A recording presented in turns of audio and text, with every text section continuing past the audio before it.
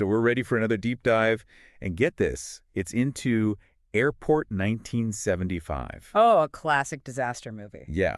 A listener actually sent in this review. It's full of like behind-the-scenes stuff, information about the actors. I mean, this thing's packed. Sounds like fun. So yeah, we're going to take a trip back to the 70s, the era of, well, disaster films. Big hair, big explosions. Exactly. And I think you really get to dig this. This movie, Airport 1975, it's like, get this, it might have accidentally inspired one of the best comedies ever. Oh, really? Now I'm intrigued. Well, let's get into it, dive right in. So Airport 1975, the review is pointing out how it's a classic example of just nailing that disaster movie formula. It's like they took notes from the first airport film. Yeah, Airport 1975 really follows that blueprint. It's like comfort food, you know what to expect. Okay, so for those of us who haven't seen a ton of disaster movies, what makes a disaster movie a disaster movie? Well, you got to have a group of passengers, right? And they can't all be the same. You need a mix, different backgrounds, different problems. Then throw in some kind of catastrophe, something huge and scary. Like a plane about to crash. Exactly. And weave in some serious human drama, all while the action keeps you on the edge of your seat. So it's all about building that tension, that feeling like something terrible is going to happen. Oh, absolutely. And Airport 1975, they really take their time with it. Like, almost half the movie is just setting the stage. You meet the passengers, get a glimpse into their lives. Yeah, the review mentioned that. It said there's a nun, a sick kid, who needs a transplant. Oh, and there's this older lady who seems to like her drinks a little too much. Right. It's like they're giving you all these puzzle pieces, and you're waiting to see how they fit together when the disaster hits. So even though you know something bad is coming, you're still on the edge of your seat, wondering who's going to be affected and how. Exactly. And the director uses all these techniques to make it even more intense, close-ups on people's faces, quick cuts between different scenes, that dramatic music. Oh yeah, the music. It can totally make or break a scene. And even little things, like someone spilling their coffee. It's like foreshadowing, hinting that something's about to go wrong. Wow, they really thought of everything. Yeah. It's fascinating how they can play with our emotions like that. Totally. And then when the collision finally happens, it's chaos. But even then, they don't lose sight of the characters. It's about their resilience, especially the head stewardess. I mean, she's suddenly in this impossible situation trying to land a plane with barely any help. Oh man, talk about pressure. Now, the review mentioned Charlton Heston. He's the flight instructor who guides her.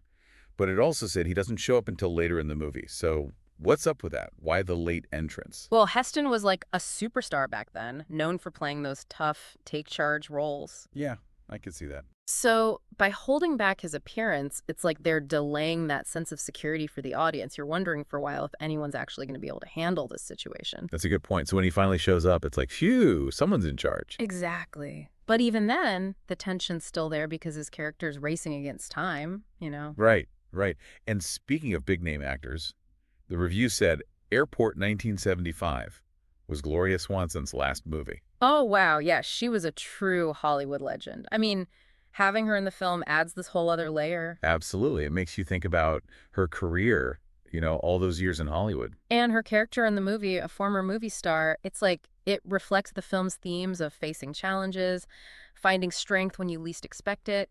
Her final scenes, they're really moving. They give the ending this bittersweet feel. It's amazing how an actor's own life can connect to the film in that way.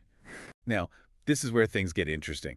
The review talked about how Airport 1975 might have accidentally given Airplane some of its best material. Like, Airplane is this hilarious parody of disaster movies, right? Yeah. And Airplane totally takes cues from Airport 1975. The sick kid, the nuns, the in-flight entertainment, it's all there, but played for laughs. Right. And the way the crew acts, they're so serious, even when things are getting crazy. Oh, totally. It's like Airplane took the drama from Airport 1975 and cranked it up to 11, turning all that tension into comedy gold. It makes you wonder if Airplane would have been as funny if it hadn't had Airport 1975 to, riff on. That's a great question. I mean, Airplane is brilliant, but its humor works because people know those disaster movie tropes. Right. Airport 1975 gave them the perfect setup for all those jokes. And it showed that even these serious, sometimes over-the-top disaster movies, they had this comedic potential hiding underneath. So, Airport 1975, big box office hit, even though critics weren't crazy about it. 2 sequels followed, proving that people just love these disaster flicks. And it also, without meaning to, changed comedy a bit. It helped a movie like Airplane. turned the whole genre upside down. Exactly. And it really makes you think a film's impact, it goes beyond just that initial release, right? Yeah. It's not just the stories it tells directly, but also what it inspires others to create, even in completely different genres. That's something to think about.